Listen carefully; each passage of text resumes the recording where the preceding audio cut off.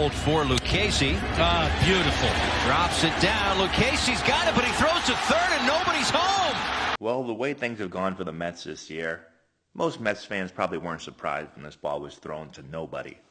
You don't see it often, but I want to break down this bunt play because I've got a lot of people messaging me this, and a lot of people are questioning what's the third baseman doing, why isn't he at third, why is the pitcher throwing the ball to a base with nobody on it, why isn't the shortstop at third. There's a lot of confusion. I want to break down bunt defenses and tell you exactly what each player's responsibility is, who does it right, who doesn't do it right, what the defense is thinking, all of that. So the first thing, anytime we have a man on second or first and second like we do here, we have to make a decision as a defense. So is our priority to get this runner right here, to get the man at second out, or is our priority just to get it out, take the safe out at first base? That's going to determine how aggressively we play this as a defense. So this right here is just your standard bunt defense. So this is not an aggressive defense to get this runner out. This is more of a defense to get the out at first, unless it's a really poorly bunted ball. Then, of course, we'll take the out at third base. Now, a lot of people have said, why isn't the shortstop at third? Well, that would be the more aggressive defense to get this lead runner out. It's called a wheel play. And so what would happen would be the shortstop would actually be set up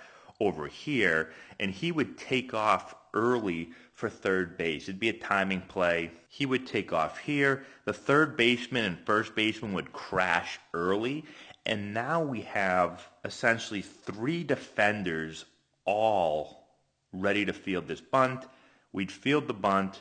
We'd throw the ball to third base with our shortstop getting over there. He'd beat the runner because he would get an early head start sprinting. But it's aggressive because we have all these players crashing. If the batter wanted to, he could what's called slash. He could pull back the bunt and swing away, and he'd have essentially the entire field to hit the ball through. Now, the Mets don't choose to do that. They just do your standard defense. So you can see right here, Lindor, he's on this side of the runner. He has his glove out, so he's basically just trying to keep the man at second close to the bag. So that's telling you there's not a wheel play on right here. So let's go over the responsibilities now. First baseman, you can see he's way in on the grass. The second he sees hands, which means the second he sees this happen, he is going to crash. He has no responsibility because he can't hold this runner on right here because the runner has a man at second base.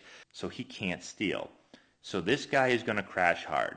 The second baseman is going to go to first.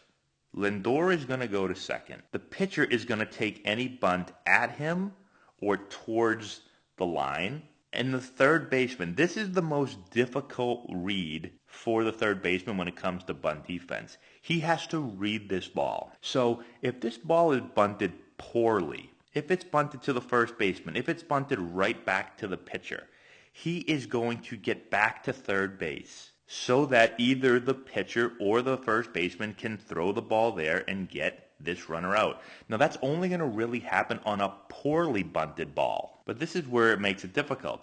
If the ball is bunted hard at him or towards the line, he is taught to come and get that ball because this is what you don't want to happen. You don't want the ball to be bunted hard at him. He decides to go back this way.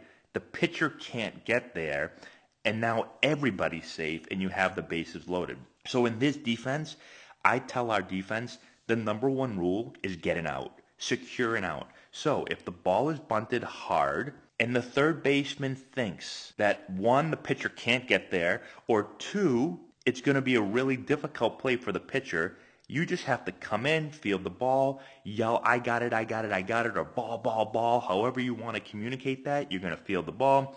Pitcher's going to peel off and go to third base, and you're going to throw the ball to first. So let's see what happens. Here's the bunt. You can see everyone's doing what I just said. Third baseman's reading. Ball is bunted. Now here, the ball is bunted at the third baseman, right? So in his mind right now, he's saying that ball's bunted at me. Remember, if the ball's bunted hard at me or to the line, I have to come and get it. So he starts to come and get it, right? Now, this is where the play gets messed up. And I'm not on the field, so I don't know what he said. But the third baseman has to be communicating here. I got it, I got it, I got it. It is much easier for the third baseman to field this ball coming in on it than it is for a pitcher to field the ball here, spin glove side, and throw to first. That's a much more difficult play. But he clearly must not say anything, or the pitcher just doesn't listen.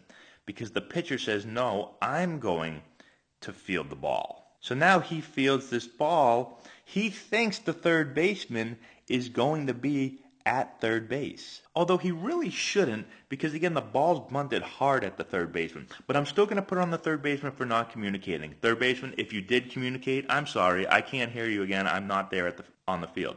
But the reaction of the pitcher tells me that he didn't say anything. He just assumed the pitcher knew that he was going to field it. The surprising part is that the pitcher fields the ball and sees the third baseman standing literally right in his face. Assuming everyone ran the proper bunt coverage and there wasn't a wheel play, which again, Lindor is standing on second base, so there isn't. And again, if there was a wheel play where this guy was going to come this way, the third baseman would have never read it. He would have been crashing hard just like Alonso did. So they had to have had standard bunt defense on. The pitcher still picks it up, looking right at the third baseman, now looking at a base with nobody on it. I guess he could have thought that maybe the umpire was the third baseman. He throws the ball to no one, and then he gets really upset here.